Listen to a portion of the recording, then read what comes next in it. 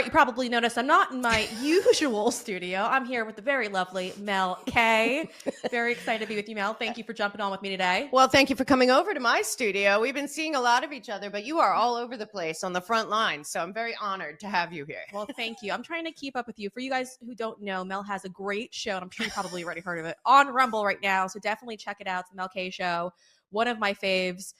Mel, there's a lot to go through, lots that's been going on lately, and I'm sitting here wondering, man, as we get closer and closer to elections, we're about 7 days away. What's going to happen? Well, Catherine Heritage just threw out a total bombshell in regards to those two IRS whistleblowers, Joey Ziegler and Gary Shapley, and it's their first interview that they've done so far.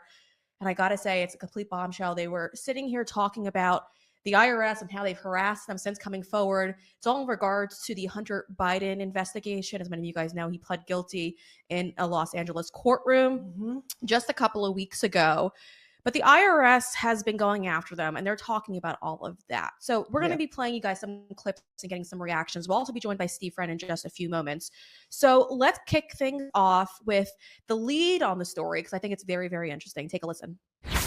Saying is that within the IRS, there is disparate treatment of American taxpayers. What they call is sensitive investigations. But sensitive investigation sounds like code for powerful elite people. There's a list in the Internal Revenue Manual that says what a sensitive person is, and it's exactly that. There was no question in your mind the big guy was Joe Biden.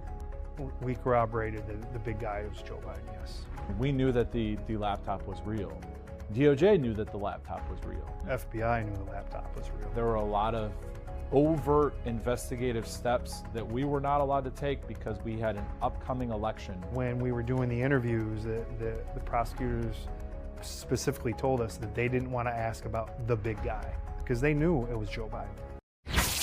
God. It's so enraging, Mel, but it gets even worse. So these two guys have literally had their entire lives destroyed, their careers destroyed from coming forward and exposing the corruption behind all of this. But then they got I guess it's like a backhanded compliment, but it's also a way for them to clear themselves. The IRS, one of their supervisors, after Hunter went into that courtroom and pled guilty, actually sent them this email that you're going to see on your screen. It's congratulating them for their hard work. Literally saying, I want to thank you all for your efforts in the investigation. That's after the FBI literally tried to crush them and their family. Mel, you talk about a lot of this in your book, and I got to highlight that because your book is doing very, very well. Americans Anonymous, restoring power to the people, one citizen at a time. Let's talk about this because it's all looped in together. Yeah, well, what we have to remember is that there has been essentially no accountability for criminals within our government, as Cash calls them, government gangsters. And one of the big culprits, as we know from the Lois Lerner case, was the IRS. The IRS can come down on people and literally destroy lives. And they have a lot of power. We had the executive order come through with the 87,000 agents. But what's even scarier is behind the scenes, the AI, and I know Eric Schmidt is one of the people that's running the AI program behind the scenes of the Biden White House. They are really looking at the IRS as becoming autonomous and a technology that is driven through the ledger technology. They want to connect it to the CBDC. So we're talking about an already weaponized, provably weaponized agency that is also being given all these extra tools to go after people. You remember, it was not going to go after people with $400,000 or less. Total fraud. They've gone after plenty of people. But again, we got to look back to the Tea Party and the weaponization of the IRS. A lot of this really took off after Eric Holder and Obama came in and they had the National Security Division. But they also, the Holder memo, known as Collateral Consequences memo, is out there. And people should know about that and revisit it. Eric Holder wrote this when he was in the DOJ under Clinton. But apparently it was written so that basically what they're saying about a special subject, that is what it's about. It is what I believe they used to not charge Hillary Clinton, to not charge anyone in the 2008 crash. The Collateral Consequences memo by Holder basically says, if prosecuting anyone for crimes within the government would cause a collateral consequence that would be too big, then they're not going to go after them. And that is why we have seen nobody imprisoned for the 2008 controlled demolition of the markets. We've seen nobody go to jail from any of the big banks, though they paid, I think JP Morgan has paid $11 billion in fines.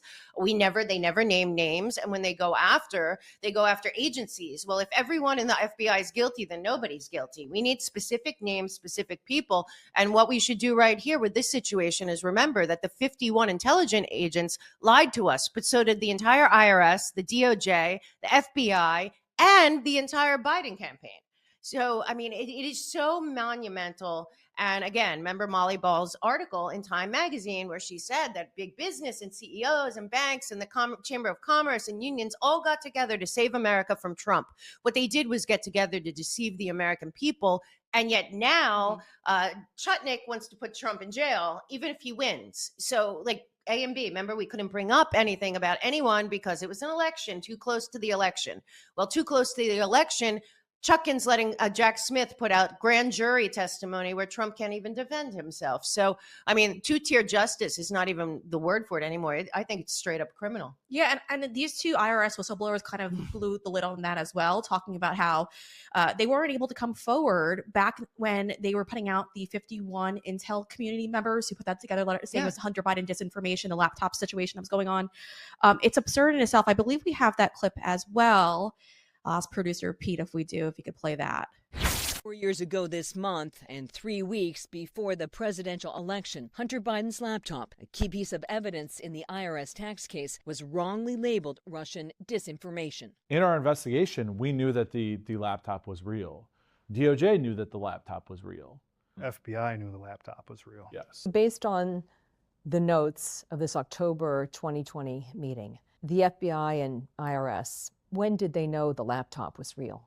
It was many months before October 2020. We were confirming certain aspects of it that it was real and legitimate as far back as late 2019. Why was the Hunter Biden laptop reporting suppressed in October of 2020? There was various reporting of people saying that it's potentially Russian disinformation. And one of those people is the current Secretary of State. His name was in a lot of the emails that were turned over to the House Ways and Means Committee that were on Hunter Biden's laptop. There's definitely a conflict of interest there. In October 2020, Antony Blinken was a longtime aide to then-candidate Joe Biden. According to congressional testimony, Blinken set into motion the events that led 51 former intelligence officials to cast doubt on the laptop. I mean, it was clear that it was a campaign to discredit that information before an election. Ultimately, I guess you can conclude that it was for the purpose of affecting that election. When you heard dozens of former intelligence officials say the laptop had the classic earmarks of a Russian information operation, you knew that was false. Yeah, and I mean, as a special agent, as a criminal investigator, and what I know, what I do, I don't know how they could have come to that conclusion regarding this laptop. It was misinformation to try to make something else look like misinformation. To be clear, the investigative team, IRS, FBI, Justice Department, they knew the laptop was real. But if a member of that team spoke up publicly, then prosecutors would go after them.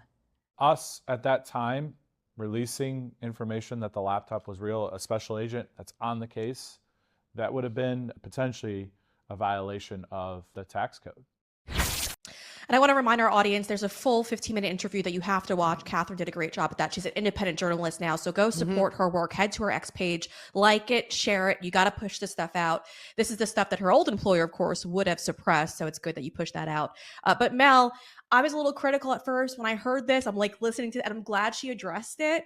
Because I was like, man, why didn't you guys come out 4 years ago when you saw that these 51 Intel experts were coming out and saying all this and speak up? But of course, they likely would have been prosecuted potentially for coming out as whistleblowers. Or worse. I mean, like we have seen the Bill Binnies, the other people over the years. There's many of them. We really do have to address how they treat whistleblowers. I had on Kevin Shipp, and he has a new book out, really has a whole chapter about how they mistreat whistleblowers and treat the whistleblowers like they're criminals, when the whistleblowers are the ones that are actually taking care of us and actually looking out for we the people. We know that the intel agencies aren't. We know that the media isn't. So when a brave whistleblower comes forward, forward, they should be treated like, gold. And then that would encourage others. The thing that's most disturbing here of everything is that it is 4 years later, and we were lied to for so long. And it just seems that Anthony Blinken, of all the people, Anthony Blinken also ran that Penn Biden Center at University of Pennsylvania that was funded by the CCP.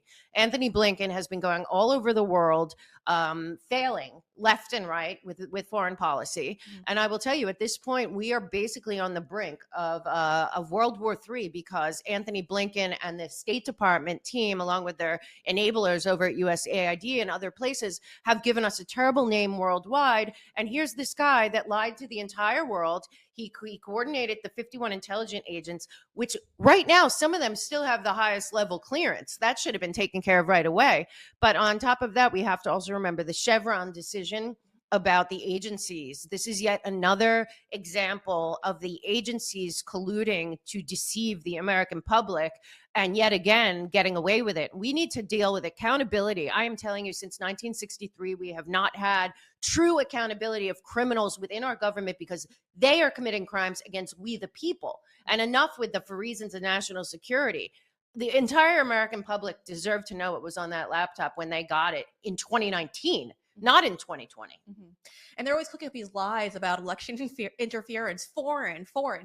We have more threats here on homeland than we do foreign. Russia, I highly doubt that they're going to try to interfere as much as the deep state, the regime at this point. And that's what's so enraging about all of this, Mel. And we're going to dig into the whistleblower aspect about all of this in just a few moments. Steve Friend is going to be jumping on with us. I'm going to actually ask him specifically about this, because he saw firsthand what the treatment was when he came forward and said that our own government is weaponized against us, and that he got tired of having to raid the homes, or was being forced to raid the homes of conservatives. He just wanted to go back to catching child predators. And right. He's got a lot to say about that for sure, because he's watched this interview too, and he is equally enraged. But don't go anywhere. In just a few moments, we're going to be detailing. It's pretty funny. I can't wait to get your take on it. But the Washington Post obviously is not endorsing a presidential candidate, but Jeff Bezos is actually coming out saying exactly why this is happening, and he's beating up his own outlet for it. So that's going to be amazing to see. And on top of it, abortion seems to be the prime subject matter for so many women nowadays, and it makes me cringe, possibly want to eliminate their right to vote. So we're going to talk about this in just a few moments. I'm sure Mel's going to have some hot takes on that, so don't go anywhere. I've only got 15 seconds to tell you about a great sale going on right now over at mypillow.com. They've got their pillows on sale for $14.88. The best way to secure these prices is with promo code BREE. So if you're looking to save a ton, head over to mypillow.com and use promo code BREE. That's promo code BRE to save. In a surprising turn of events, Kamala Harris is obviously so unlikable that so many newspapers are just refusing to provide their endorsement to her. As of today, US Today is saying, no, we're not going to endorse her. That's on top of the Washington Post, the Los Angeles Times, and a lot of their liberal journalists, and I say journalists loosely, obviously, are enraged because they think their opinion actually matters, of course. So Jeff Bezos has put out a statement, and I'll summarize it, but he put out this op-ed in the Washington Post, ultimately telling the world that he's well aware that Americans do not trust the media. Actually, he even cites a Gallup poll, which says that more Americans actually trust Congress more than the news outlets. And he says that specifically. So in part, he's pretty much saying presidential endorsements do nothing to tip the scales of an election. No undecided voters like in Pennsylvania, I'm going to go with newspapers A's endorsement. None.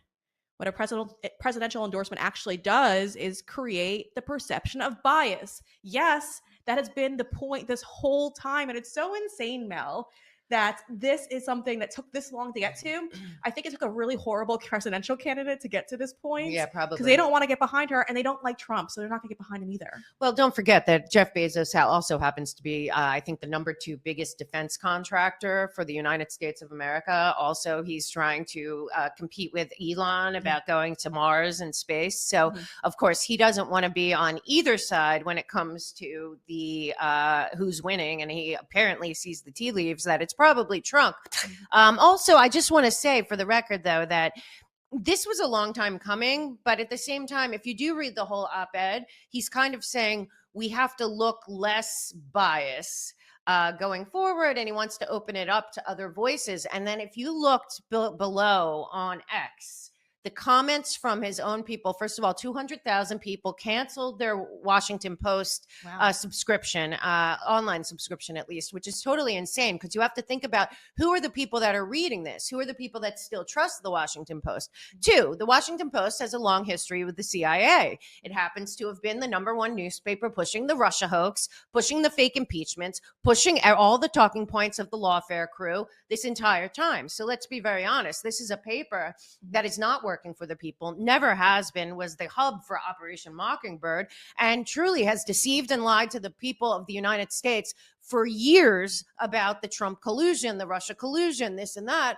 And maybe Jeff Bezos is drawing a line in the sand. If he wants to have the Washington Post continue to be profitable in any way, which it's not, then he's got to jump ship and redesign. That's what he does. That's if I owned it, that's what I would do. And remember, his wife, very, very involved in Hollywood and politics. I mean, she can see the writing on the wall. What's the point? The brand is so jaded, and the viewers are so jaded, the readers are so jaded online, wherever.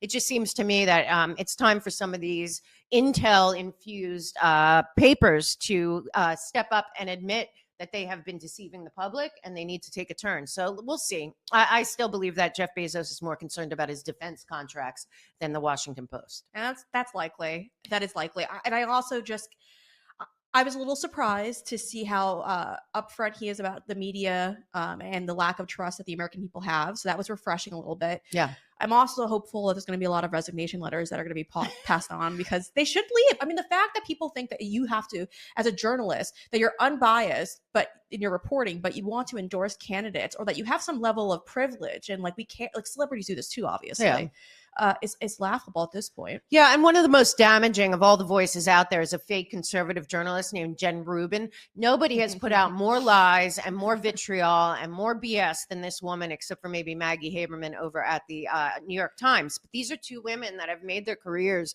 on being operatives and totally being biased, like in your face, so bad. And of course, Jen Rubin's like cheering on the LA Times opinion op-ed staff that quit, and then it happened at Washington Post, and I see she's still on the roster as a staff writer there. So, and then of course Robert Kagan, the husband, the NATO chief, but also the husband of the treacherous Victoria Nuland. Oh, he resigns. Like, we don't know where he stands. He stands for forever wars, which means he's against us and Trump. So, you know what? I like to see it. I like to see the shakeup. And the truth is, Jeff Bezos has nothing to lose. And I frankly think the least of his problems is worrying about the Washington Post, staff quitting or people canceling. I think he's much more concerned, like I said, with his contracts with the government that involve space and defense. Yeah, well, it's all believable at this point. I put nothing past people. They're all evil at this point, and trying to save themselves. You know, this is what happens when rats are caught and they try to run. This is what we're dealing with. We are dealing with caged animals that have committed many, many crimes against the American people and have lied to us for decades about one thing after another since JFK, for God's sakes. And now they're being looked at and people are like, we don't care if it's reasons for national security. We just want the truth.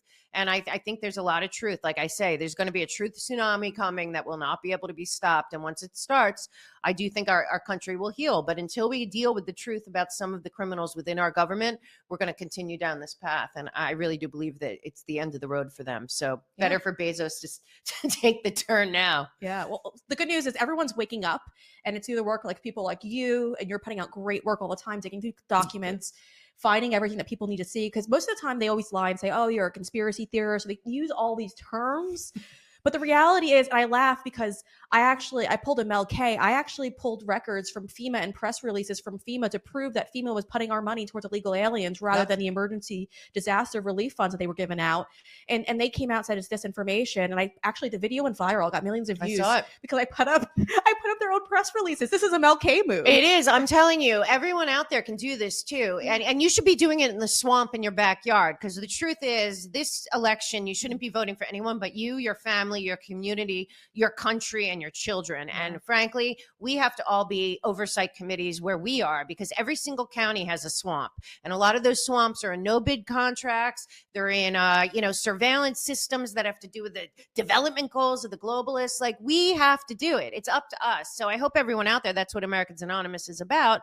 But what you're talking about right now, we have what the swamp in DC is in DC, and that will be dealt with. And I think that'll be dealt with constitutionally. Obviously, Trump's not going through the traditional transition project with the GAO because he can't trust them. But all of us should be looking forward to ourselves winning in next week, and then us taking back our communities from the swamp, because it's everywhere and it's up to us. And if we start pulling it out locally, it will have the ripple effect, and maybe we can then force change on the national level. And that's what we need to do. And Mel, I want to get your take on this because, oh my gosh, women are getting me so upset because while we're trying to take back our country and protect our country and the future of our country, women have become, there's so many women who are just kind of voting along like a one issue thing. And it's this emotional thing related to, as they call it, women's rights, even though it's not reproductive rights, for God's sake. Oh my, and when it's the opposite. I know, it's the total opposite. And Jesse Kelly did a great job at this. There are so many women out there right now willing to destroy the country for abortion. He says communist women will burn down Western civilization for abortion without a clue, without a single clue of what awaits them when Western civilization falls, lambs marching themselves to slaughter. I think was the best way to kind of describe this, because so many women and so many people who I respect are like, yeah, we're going to go and we're going to vote for Kamala Harris, not because of any of her policies, what they can't state. Oh, there was a guy at a bar, by the way, who I was yelling at while the World Series was going on. Because he's like, I voted for Kamala Harris because I don't want to tell you what to do with your body. And I won't say what I actually said, because I'm sure you guys don't want to hear it. But I literally told him, you don't have to worry about me because that will never be me. But again, you're just that's something a weak man would say. Yeah. And I don't support that. But if you just look at like why women are kind of just going and saying, I'm going to vote for Kamala Harris because of abortion, it's infuriating, isn't it? Well, there's multiple levels to this. First of all, if Kamala wins, we are going into World War III. Okay. So talk about the death of innocent people all over the world and taking it to the next level. The reason Dick Cheney supports her is because she will continue down the path of war. So first of all, you're saying like, you're doing it so that women have the right to choose. Women do have the right to choose, by the way. Roe versus Wade should never have been a federal law. It should have always been with the states, and it is with the states. And there are many states like New York, where I lived, where they cheered on codifying into law abortion up to 9 months and beyond. I don't know what that is, but you can imagine. And the other thing that we have to realize here is that after 6 months, there is a business on the side of abortion that nobody wants to talk about. Nobody wants to talk about the harvesting of organs, the harvesting of stem cells, the blood, the tissue, the everything that is the business of Planned Parenthood. And it is a multinational, corporate level, global industry worth billions upon billions of dollars of what they do post-abortion. So not that many women would ever have a healthy baby aborted after 6 months when it can live outside the womb. I mean, you're hard pressed to find that. But what people don't understand is that it's encouraged. It's certainly encouraged in the minority communities. But what they do after abortion is its own business. And that is a giant business, especially with the transhumanists and the Genome Project and the CRISPR technology. Where do you think they're getting all that? And most people don't realize that they can't harvest organs or any of that with a dead child. They have to do it within a live person. So what we're hiding our eyes from, this is just like people that deny that there's a huge child sex trafficking problem in America because they don't want to believe it. What we have to look at is, what is the business of Planned Parenthood? Why is Planned Parenthood in the business, the biggest, of puberty blockers? And what is the origin of Planned Parenthood? Eugenics, Margaret Sanger. Why is the Black community only 13% of this country still? I'll point right at Planned Parenthood. So while you're standing up for the right to choose and women's rights, which are not going anywhere, you're also standing up for a lot of evil. And then on the same time, looking at Kamala Harris, who her past is very shady, but the truth is she's going to march us into war. She's going to keep that border open. And she's frankly going to destroy this country, the Constitution, the Bill of Rights, because that's what her job is. So, I mean, the whole argument's stupid, but I don't see enough people making the other side of the argument. Yeah. Well, I mean, literally she went out there, and I'm going to play this clip for you because it's enraging. And she tried to say that Roe versus Wade was a law. Obviously, as an attorney, that's concerning for many of us. Apparently, she's never really been first chair on a case either, which is concern everyone how she got to where she did. She won DA and then AG, destroyed. I had to leave California. I couldn't live there anymore. After her, she was the AG that turned California upside down. Anyone voting for her is voting for the country to turn into California. I can't even believe it. And now we have a, CCP Mitch, and we know, or Mitch too, but CCP Waltz. But we know California is completely compromised. And if these women, I don't even understand. Most of them are past the age of pregnancy anyway. I know. It's so laughable. For their granddaughters. That's something to hope for. Oh, wait till you see this Lincoln Project video that I actually got for you. This is going to be, I know. It's so bad. So let's play this Kamala Harris clip because I think it's interesting on how dumb she is. First off, you already all know that at home, but how she doesn't even know what law is. Well, Take a she's listen. acting. It's the worst. I know. She could be on LA Law. Not been clear on is what that bill would look like. You've talked about restoring Roe versus Wade. But I am Wade. very clear. But you've not said what restrictions you would support. Let's put back in place Roe versus Wade. This was not an issue. When Roe versus Wade was intact for 50 years, half a century, women together with their physicians were here at a medical office talking with physicians.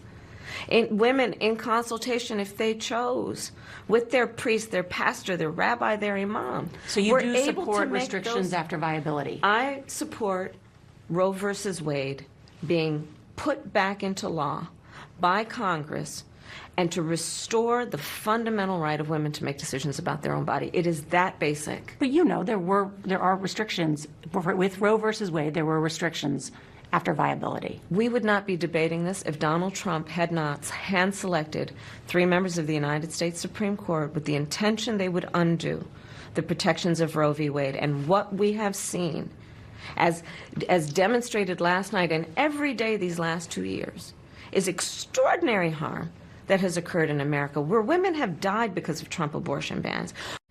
Yeah, it's a lie. They keep pushing it. I think it was challenged. I think, when Walt said it, if I'm not mistaken. But they continue to push this lie. They also continue to blame Trump, again, for appointing 3 Supreme Court justices, which is within his power. But I just want to say something about that. And of course, if the mother or the baby's life is in danger, if it's rape or incest, all of these things, she's just a liar. But the bottom line is, I don't understand as a woman and in any way, shape, or form, how after a baby is viable outside of the womb, why the first choice wouldn't be to, preempt delivery and then allow that baby to thrive and push adoption. Why don't we even talk about fixing adoption or the horror that is CPS or any of these things? It's very hard to adopt a child in America, but it's very easy to get an abortion. Yeah. I frankly couldn't believe that after 6 months, if a baby could live outside the womb, that people were okay with this for no reason. Yeah. And for me, baby is viable, then you find other alternatives. They don't even talk about that. And you see, she won't talk about the ending because Kamala Harris works for the parent company that is running the United States of America. And there's a very big business in post-abortion, unfortunately, parts and other things that is going on all over the world with stem cells, all the way down from cosmeceuticals, all the way up to transplants and all kinds of, we saw all the things about the baby post-abortion babies being then sent to laboratories for all kinds of research. I mean, we are not talking about abortion. We are talking about the life of a baby and how sacred that is, especially after viable in the womb. Yeah. And at that point, there should be other alternatives. I frankly didn't even know. I thought for so long, I thought after 3 months, you had to have a medical reason. And after 6 months, you had to find somebody to take the baby. I saw them in New York City literally cheer and clap when Cuomo signed that you could get an abortion up to the day of delivery. Yeah. I mean, this was real in New York, and now they lie and say that's not true because it is embarrassing and it is vile and disgusting. But the truth of the matter is, that there are other options that should be pushed at that point, and these people don't want that because it's a huge financial business. Yeah. There was a woman who came forward to, you brought up the New York issue. There was a woman who came forward and she was a veteran. She had tried several times to get pregnant, couldn't, finally did. Her boyfriend tried to murder her, and he stabbed her multiple times while she was pregnant, and she faked her own death so that he would leave. And she somehow was able to gather the power. She details this in front of all these legislators to crawl up the stairs, get help. But she's been stabbed multiple times. It was over a dozen times. Sadly, her baby didn't survive. Oh. That suspect wasn't charged with murder for her child. And she was, I think she was past 6 months. It upset her, enraged her. But Mel, on top of it all, I want to play this clip because this one really gets me upset because the Lincoln Project, who pretends to be Republicans, they're pet. I guess we can't say they're not convicted, but yeah, but also they have no respect for the American citizens. They're doing everything they can to silence and destroy this country. I don't know why they have any right to do what they're doing at all, but they are really vile. But this new video is pretty bad because this one is one that you guys are going to get enraged by just based on what they're trying to make the linkage and pull your heartstrings. Take a listen. The day she came into the world, your heart became hers. You held her close and swore you would protect her from any harm, proclaiming yourself proudly a girl dad. You held her hand when she was learning to walk, and you let that hand go when she started to run. You dried her tears when her knee was skinned. And when her heart was first broken, you cheered her on from the sidelines, celebrating every victory and mourning every loss. You've always been there for your daughter, so won't you be there when she needs you the most? This November, your vote determines her rights over her own body. A Donald Trump win this November means the government's in charge, and you won't be able to protect her anymore. No one can. Lawmakers will decide what health care she can receive, even if her life is on the line, or someone hurts her, violates her body, her life. So it's obviously a lie, but it's disgusting because, right, you have the Lincoln Project coming out and saying, well, if you care about your daughter's ability to kill your grandchild, you got to vote for Kamala Harris. But it's not even, it's just a lie. It's just not true. Yeah. And they have the best, Katzenberg and everyone from Hollywood behind them. What they're doing is they're using emotion. And when you're all caught up in emotion and you're feeling all that, you can't think rationally. You can't think critically. There's nobody that's stopping anyone from anything. But there are a lot of people that believe a baby that is a viable fetus inside the womb is, there's people on all levels. But after that point, nobody's talking about what happens. And I just really think that all these people are fully invested in by any means necessary, no matter what. And I have the best dad in the whole world. He's 87 years old. And, this would really break his heart to ever see them using, the relationship between father and daughter in a way that's manipulative and emotionally charging. And some of these men out there that are watching this that are good fathers might not really know the truth, that nobody's taking away their rights at all. And this is really just back to the states. Yeah. And they don't want you to know that. I want everything to go back to the states, to tell you the truth. So I think that's first start is good. Well, that would make sense if it all went back to the states, but they don't want it because they want the power and the control, and that's what they all do. Imagine a constitutional republic. Oh, that would be a shame. That would be a shame. You guys, don't go anywhere in just a few moments. Can't speak today. I will be joined by FBI whistleblower Steve Friend. Mel will be here as well. We've got a lot to talk about with him because they're trying to label you at home, as they always do, domestic terrorists, just because you might have doubts about your elections. It's all that coming up next. All right, it's really important for you to be taking care of yourselves. Of course, I'm always a big preacher of that. And so I've got to tell you all about what I am doing these days. As many of you guys know, I just finished my first parasite cleanse. I've moved on to the second one, and I'm doing it with my favorite guy, Dr. Jason Dean. He's got a great setup for you at home if you're looking to start off and to do one of these. It's so simple, so easy, no side effects. And I noticed, I was no longer having brain fog issues. I wasn't having any energy issues. So this is a big factor in all of this. So head over right now to bravetv.store/Bree. That's bravetv.store/Bree. Use that promo code on your screen, Bree, to save $20 off your order. Again, guys, you're not going to regret doing this. This is incredible. You'll feel amazing when you do so. It also helps with bloating as well. So it's bravetv.store/Bree, promo code Bree to save $20. And if you miss any of that, the link and the description for all of this is in the description of this video. So make sure you head over there and take a look. If you dare to question the upcoming presidential elections, not only are you a conspiracy theorist, but you're a threat to the United States, domestic terrorists specifically. That's according to our U.S. intelligence agencies now putting out an internal memo, literally calling both you and I a threat for suggesting that there might actually be election fraud in our election. Specifically, what's going on right now is the FBI and DHS are trying to label conservatives as threats. It's all according to this internal bulletin that's been posted. Now, publicly, you and I can't see it, but it's being released in several reports. It says that they've identified domestic extremists with grievances rooted in election-related conspiracy theories, including beliefs in widespread voter fraud. Again, it goes on to saying that these people will probably go after their political opponents, as well as likely the threat of violence in the upcoming election. Now, keep in mind, folks, this is the same DHS who's allowed hundreds of thousands of known terrorists into our country.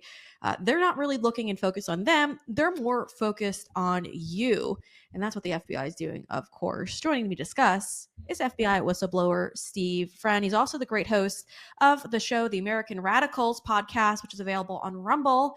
Now, guys, Mel K was just here a second ago. She'll be popping in just a few moments. So, Steve, it's just you and I for the time being. So thank you for joining me.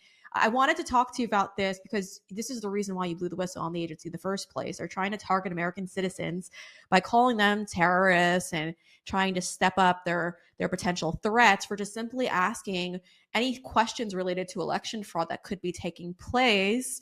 So what do you make of this? Because we've seen this play out before.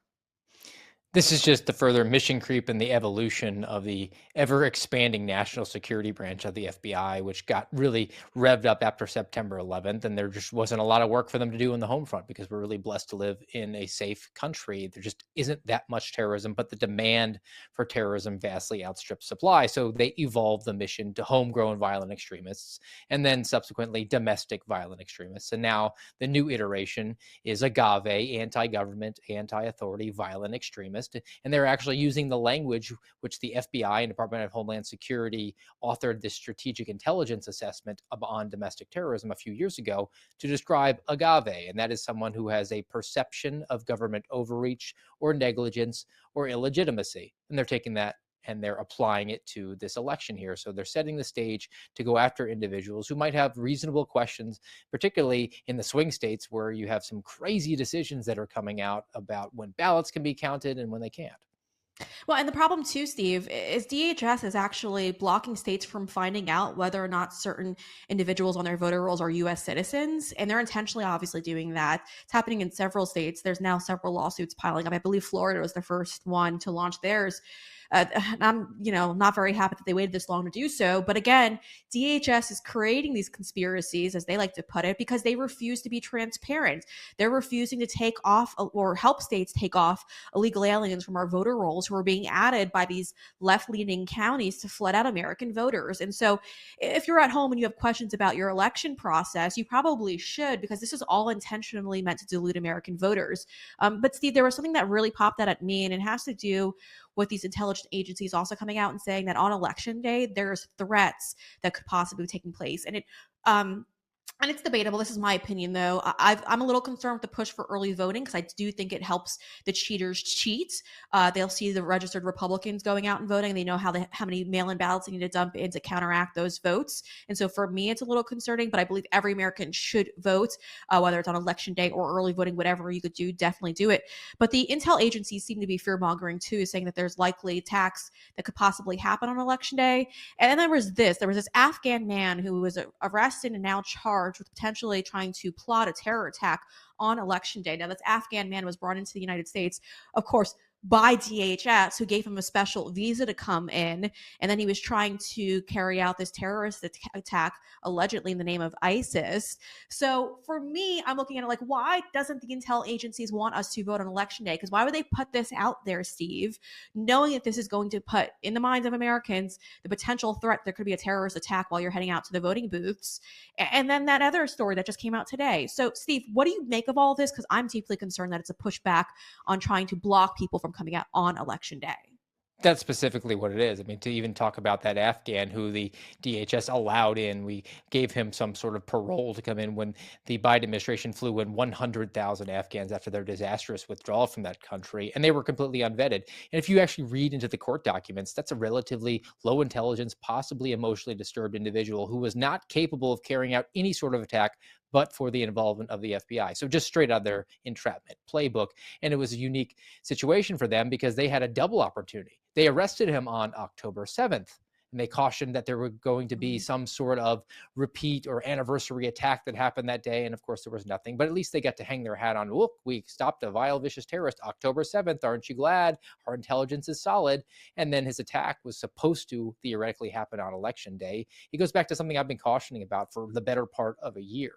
The FBI, the intelligence community, is cautioning people about the dangers of our polling locations because they're saying that they're soft locations. You should stay home and stay safe. Certainly no precedent we've set for that in the past. And I guess now we're going to make the argument that your vote is a non-essential action from your part and just stay home and avoid that. And you look at the voting trends over the history, Republicans typically vote on Election Day. This is all contrived, and it's all done to push forward the communist left's agenda to hold on to power.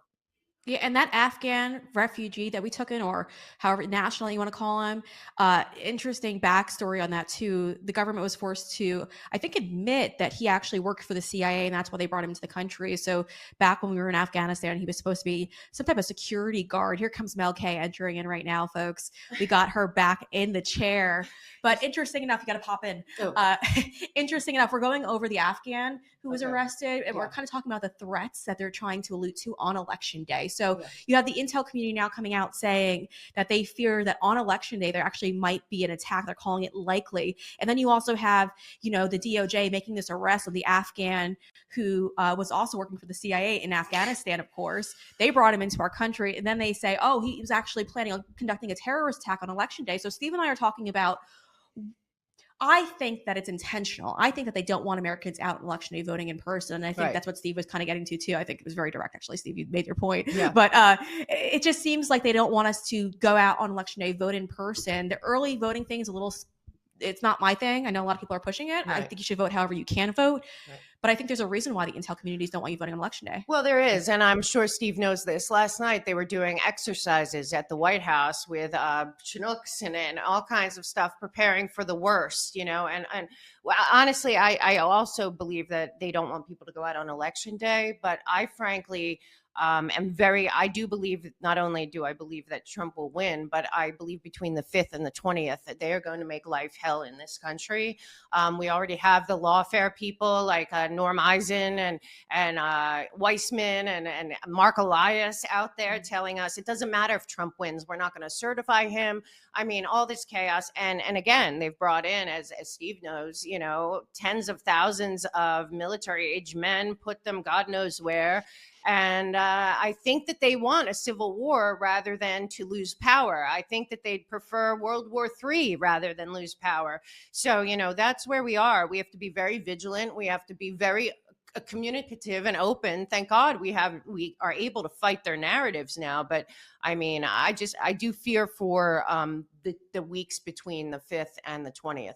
Yeah, because it sounds like we should be more fearful of our government than any actual terrorist, because at this point, I would say that our government has become the terrorist at this point, and it's really upsetting that they're trying to push Americans away from the polls, but it's not really surprising. Steve, before you go, I want to get your take on this, because Catherine Heritage has just done a great report in regards to the IRS whistleblowers who have come forward. We just finished talking about that just moments ago as well, and they came forward and detailed specifically what it was like going through the IRS as a whistleblower, and you'd be surprised at their treatment. Take a listen.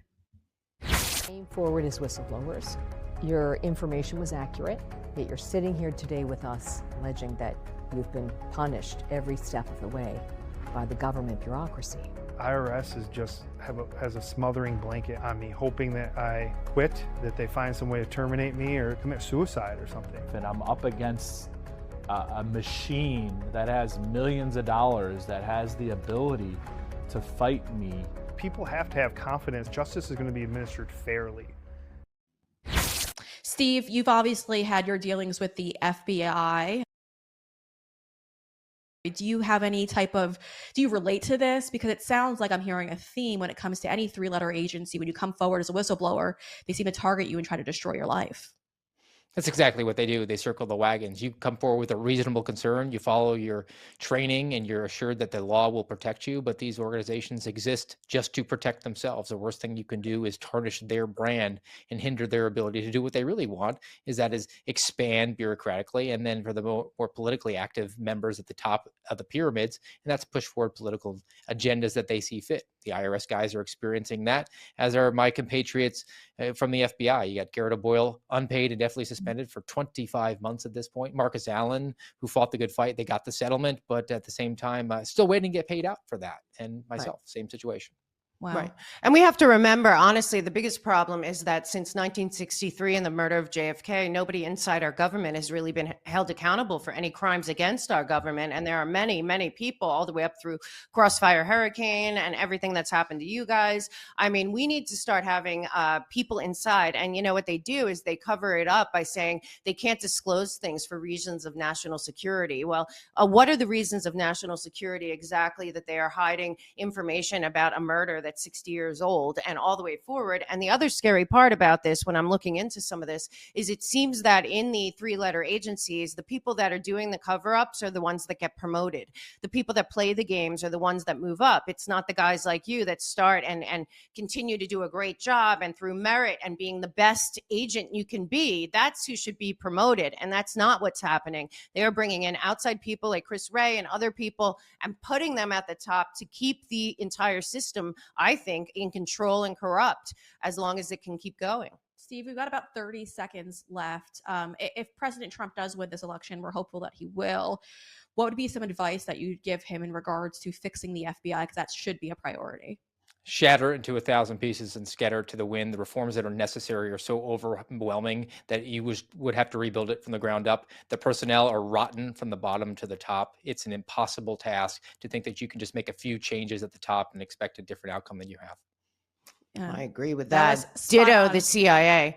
I mean, we have a lot of military intelligence that can stay in place. It's not true that we can't survive without the FBI. And again, empower the states to take back some of the control that has been usurped by the FBI and the whole thing. But you have been a real hero of mine, Steve Friend, and keep on fighting. There's a room for you ahead. All of us, we're all kind of fighting to stay on the path, but I do believe we will be successful. And I look forward to you redesigning a better intelligence apparatus that actually serves the people ahead. And I think a lot of you guys are. I just had on Kevin Shipp, who was talking about the same thing at the CIA, and he wrote a whole chapter in his book about how whistleblowers are treated, and that we need to reverse exactly how they're treated to make them heroes. And God willing, that'll happen, because you will be on that list. Yeah. Steve, I'll put in a word. I'll whisper to the big man. So make sure we get you in there. No problem there. No problem. We've got a source. Just kidding. We don't. Steve, I want to remind our audience that you do host a great podcast here on Rumble as well, the American Radicals podcast. Definitely give it a follow. The link for that will be in the description of this interview as well. Steve Friend, thank you for joining us. We appreciate it. Thanks for having me. Thank you. All right. We talk about it all the time. As an independent journalist, it's a little rough because we don't have any corrupt corporations or foreign governments funding us. It's specifically you guys all at home. So if you're looking to support this show and the people that help make it possible, head on over right now to this great platform we've got set up for you. It's supportbre.com. That's supportbre.com. That's where you can make a one-time donation or become a monthly donor, and you get to pick a dollar amount. So it's supportbre.com. It's all run through DonorBox. So it's a secure platform, and it's the best way to give to this show. So many different websites take a massive cut. So if you're looking to support our work, head on over to supportbre.com, because we greatly appreciate it when you do so. All right, that does it for me tonight. Thank you so much for joining me. I also appreciate Miss Mel K for letting me use her studio today. Obviously, it was a great discussion, of course. She has a great book out right now. The link for that is in the description of this video. So make sure you guys head out and get that book as well. She has a great show on Rumble, so make sure you give her a follow there as well. We'll be back tomorrow. I've got a very interesting topic. It's not election related, of course. It's the war on food. We've got so many experts jumping on with us tomorrow. So make sure you tune in. Until then, folks, have a great evening.